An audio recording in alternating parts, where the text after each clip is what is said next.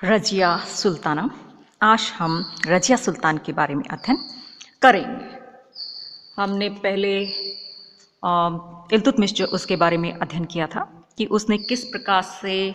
तुर्क साम्राज्य जो उसकी नींव डाली और उसको मजबूत बनाने का प्रयास किया था। उसके बाद में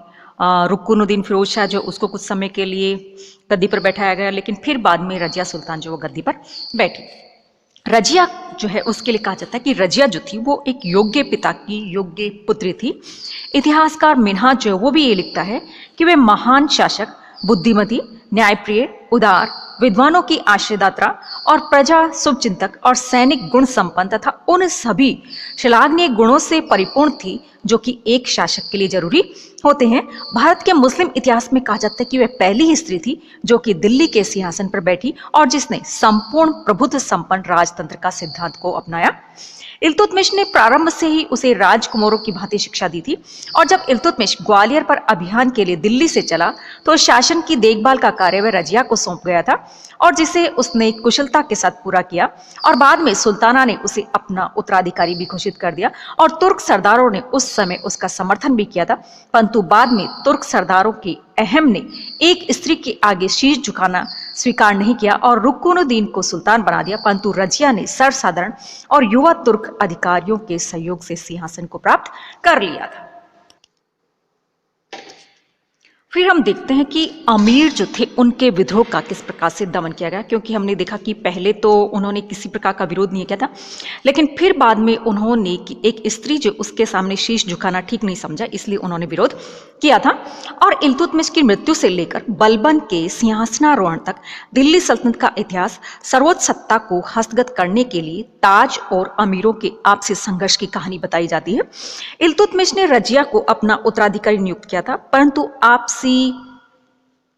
अमीरों ने रुकुनुद्दीन जो उसको सुल्तान बना दिया और जब रुकुनुद्दीन भोग विलास में डूब गया और शाह तुर्कान के अत्याचार बढ़ने लगे तो प्रांतीय सूबेदारों ने संगठित होकर उसे सुल्तान पद से हटाने का निश्चय किया था और अपनी सेनाओं के साथ दिल्ली की तरफ रवाना हो गए। परंतु इसी बीच जन सहयोग से तथा अमीरों और प्रांतीय सूबेदारों की सहमति से वह सुल्तान बन गई और यह बात अमीरों के लिए एक गंभीर चुनौती थी, क्योंकि नए सुल्तान का चयन करना वे अपना अधिकार समझते थे। क्योंकि रजिया के चयन में उनकी सहमति नहीं ली गई थी,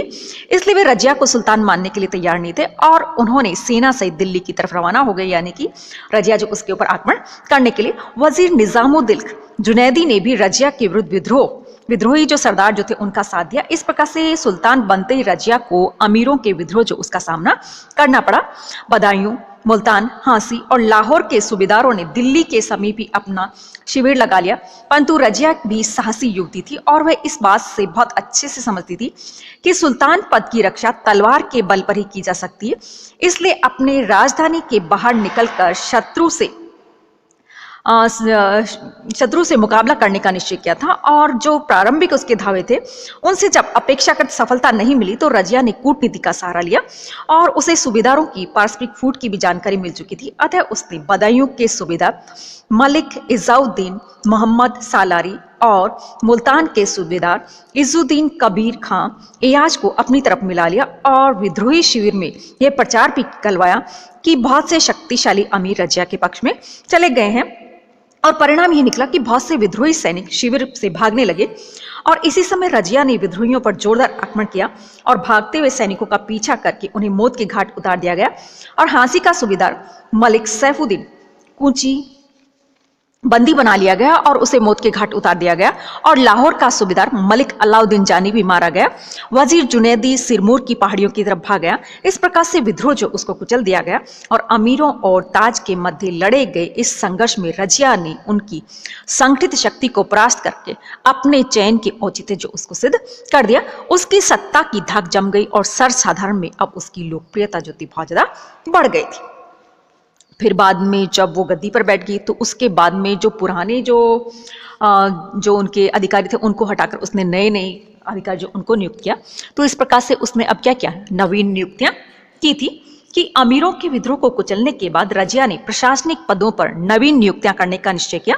और उसका मुख्य उद्देश्य शासन व्यवस्था को तुर्क अधिकारियों के एकाधिकार जो उससे मुक्त कराकर उनकी शक्ति को कंट्रोल करना था। इस दृष्टि से उसने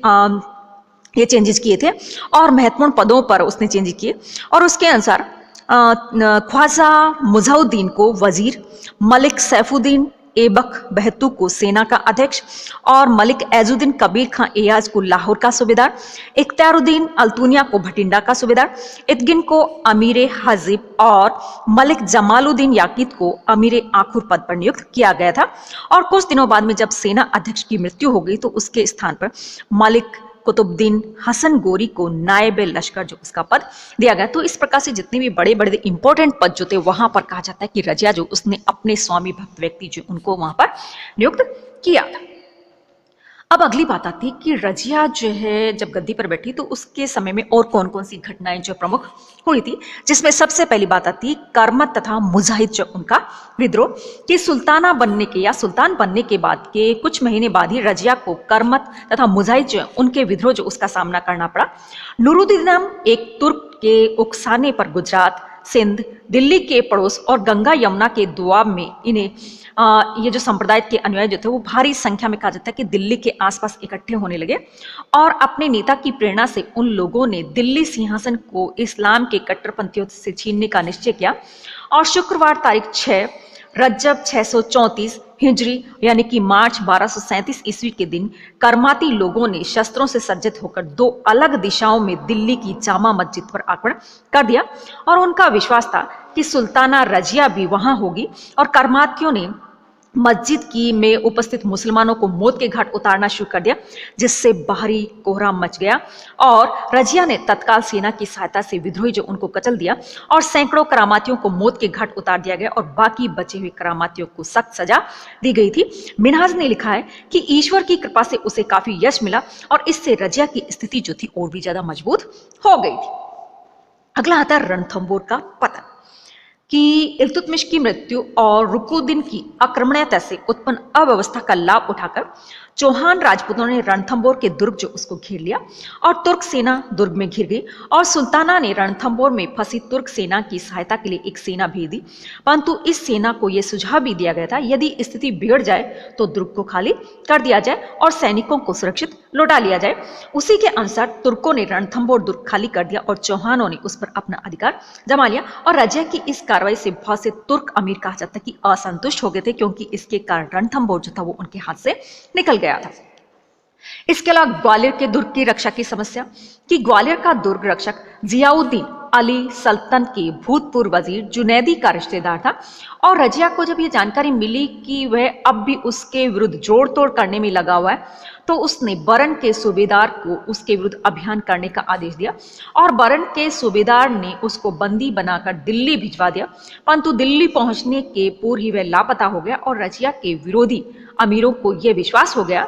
कि सुल्ताना के संकेत पर उसकी हत्या की गई है और सुल्ताना अपने विरोधियों का सफाया करने वाली है। और इसी समय नरवर के शासक यजवपाल ने ग्वालियर पर आक्रमण कर दिया और दुर्ग रक्षक तुर्क सेना अधिक दिनों तक आक्रमण का सामना नहीं कर पाई और रजिया ने सहायता भेजने के स्थान पर ग्वालियर दुर्ग को खाली कर दिया। और इससे तुर्क अमीर और भी ज्यादा असंतुष्ट हो गए और उन्हें ऐसा लगने लगा कि सल्तनत जो है छिन-भिन हो जाएगी। इसके अलावा सीमा जो है उनकी समस्या कि सल्तनत के पश्चिमी सीमांत पर मंगोलों के निरंतर आक्रमण जो है वो स्टार्ट हो गए थे और इस क्षेत्र पर अभी भी जलालुद्दीन मंगबर्णी के प्रतिनिधि हसन करलुक जो उसका अधिकार था और मंगोलों के विरुद्ध उसने रजिया से सहायता जो है वो भी मांगी थी। और इल्तुतमिश की नीति का पालन करते हुए रजिया ने सहायता देने से मना कर दिया था, परंतु तुर्क अमीरों ने इसे सुल्ताना की सैनिक निर्बलता जो वो समझा। तो इस प्रकार से ये जो मंगोल जो थे उनसे सीमाओं की रक्षा करना भी उसके लिए एक समस्या बनी हुई थी। इसके अलावा रजिया के मर्दाना रवैये से असंतोष क्योंकि रजिया गद्दी पर बैठ गई थी तो उसने मर्दाना लिबास जो वो पहनना शुरू कर दिया था जिसको कि मुस्लिम अमीर जो थे वो सहन करने के लिए तैयार नहीं थे कि रजिया का मर्दाना रवैया तुर्क अमीरों को बिल्कुल भी पसंद नहीं था और रजिया ने परंपरागत जो मुसलमानों में पर्दा प्रथा होती है उसको बुरी तरह से त्याग दिया था और जो मर्दाना लिबास जो उसी में कहा जाता कि वो दरबार लगाया करती थी और वह खुले दरबार में लोगों की फरियाद सुनने लगी और अधिकारियों से राज कार्य की रिपोर्ट जो वो भी लेने लगी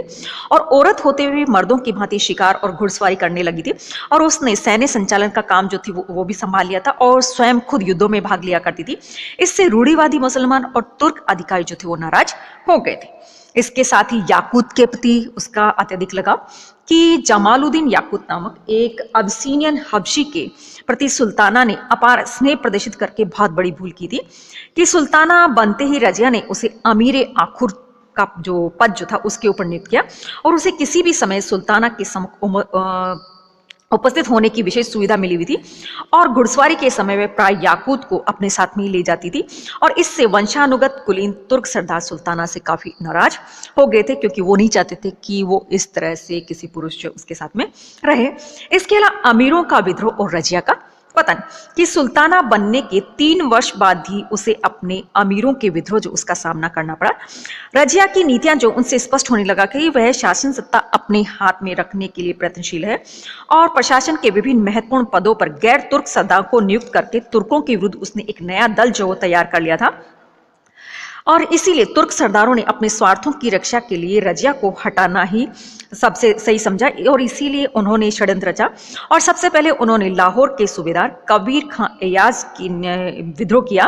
परंतु रजिया ने उसे कुचल दिया और उसने सुल्ताना से माफी मांग ली और रजिया ने उसको क्षमा भी कर दिया परंतु लाहौर का सूबा उससे छीन लिया गया और केवल मुल्तान का सूबा ही उसके पास में रहने दिया था। और इस घटना के थोड़े दिन बाद सैफुद्दीन ने मुल्तान पर आक्रमण करके एयाज को खदेड़ दिया और रजिया ने एयाज की सहायता नहीं की। इससे भयभीत होकर तुर्क सरदारों ने संगठित होकर दोबारा षड्यंत्र की योजना बनाई थी और नई योजना के प्रमुख सदस्य थे जैसे भटिंडे का सूबेदार इख्तियारुद्दीन और अल्तुनिया और लाहौर का सूबेदार मलिक इज्जुद्दीन कबीर खां एयाज और अमीर हाजिब इद्दीन। योजना के अनुसार कहा जाता है कि रजिया को दिल्ली से बाहर ले जाकर समाप्त करना था क्योंकि षड्यंत्रकारियों का विश्वास था कि दिल्ली की जनता सुल्तान की समर्थक है और सुल्तान भी काफी सतर्क है। अतः अल्तुनिया के विद्रोह करने के लिए कहा गया और योजना के अनुसार अल्तुनिया ने विद्रोह कर दिया और रजिया विद्रोह का दमन करने के लिए दिल्ली से चल पड़ी और मार्ग में षड्यंत्रकारियों ने उसके कृपा पात्र याकूत की हत्या कर दी और भटिंडा के निकट स्वयं रजिया को भी बंदी बना लिया गया और उसे अल्तुनिया की देखरेख में भटिंडा दुर्ग में रखा गया और इसके तुरंत बाद विद्रोही अमीरों ने इल्तुतमिश के तीसरे लड़के बहराम जो उसको सिंहासन पर बैठा दिया गया और बहराम शाह सुल्तान तो बन गया परंतु शासन सत्ता पर विद्रोहियों के नेता एदगिन ने कब्जा कर लिया और इसे नाइब मामलिकात जैसे महत्वपूर्ण पद पर नियुक्त किया गया और धीरे धीरे उसकी महत्वाकांक्षाएं जो थी वो विकसित होने लगी और उसने सुल्ताना की बहन के साथ विवाह कर लिया और अपने महल पर हाथी तथा नौबत जैसे शाही सम्मान के चिन्ह जो उनका भी उपयोग करने लगा और उसकी निरंकुशता से तंग आकर बहराम शाह ने उसकी हत्या करवा दी और एदगिन की मृत्यु से उसका साथी अल्तुनिया निराश हो गया क्योंकि अब उसे किसी महत्वपूर्ण पद को मिलने की आशा नहीं रही। अतः उसने रजिया को रिहा करके उसके साथ में विवाह कर लिया परंतु मिन्हाज के अनुसार रजिया ने अल्तुनिया पर अपना माया जाल बिछाकर उससे विवाह कर हारी हुई बाजी को जीतने का प्रयास किया और परिस्थितियां जैसी भी रही दोनों ने सेना सहित दिल्ली की तरफ कूच किया और मलिक इजुद्दीन सालारी और मलिक कराकश जैसे कुछ अमीर भी रजिया के पक्ष में आ मिले और सुल्तान बहराम शाह की सेना ने बढ़कर रजिया पर आक्रमण किया और युद्ध में रजिया और अल्तियानी की हार हुई और वे दोनों भाग निकले परंतु कैथल के निकट कुछ हिंदू लुटेरों ने उनकी हत्या कर दी और इस प्रकार से रजिया जो उसका दुखमय अंत हो गया।